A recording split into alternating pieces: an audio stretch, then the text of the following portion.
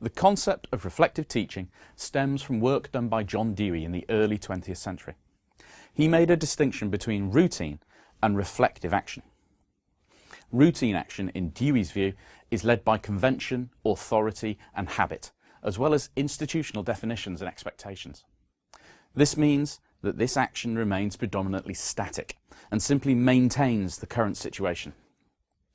Therefore, it doesn't respond to changes in priority, circumstances or approach. In contrast, reflective action is flexible and involves a willingness to adapt and develop one's practice through a process of self-reflection and critical analysis.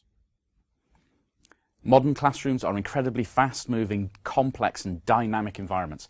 If you combine this with an ever-changing nature of education in general, although routine action has its place, taking a reflective action approach through a cycle of professional reflection will allow you to respond quickly and effectively to these changes, to adapt and improve your practice. It's important to remember that being a reflective practitioner is not just beneficial for teachers at the early stages of their career. It will lead to you gaining a greater feeling of confidence and ultimately an increase in the quality of education provided for your children at every stage of your career. It's essential to remember that being self-reflective is not just about picking your practice to pieces. Although it's vital to be open, honest and critical when reflecting, it's also about recognizing areas of real strength. That's why when you reflect, always start by identifying the things that went well in your session or that you do generally well.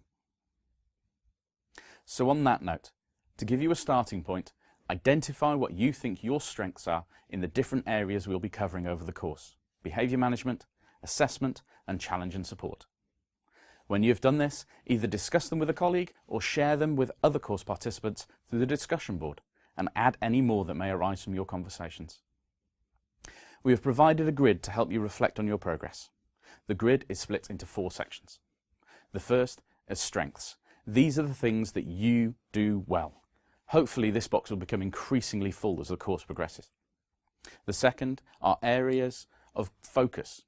In this box you will identify 1 or 2 specific areas you want to focus on improving.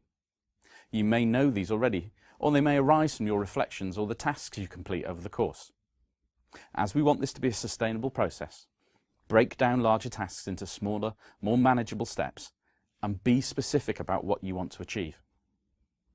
The third box are breakthroughs. This is to record those moments where a breakthrough occurs, and it's an opportunity to recognise progress and celebrate successes. When filling this box in, remember that an increase in confidence and well-being can be just as valuable as progress in learning for both you and the children. Finally, there is a box for you to put questions or comments, which may help guide you in identifying your next steps. For now, we'll just be looking at the first column, strengths, but keep the document at hand as we'll be referring back to it at different points during the next few weeks.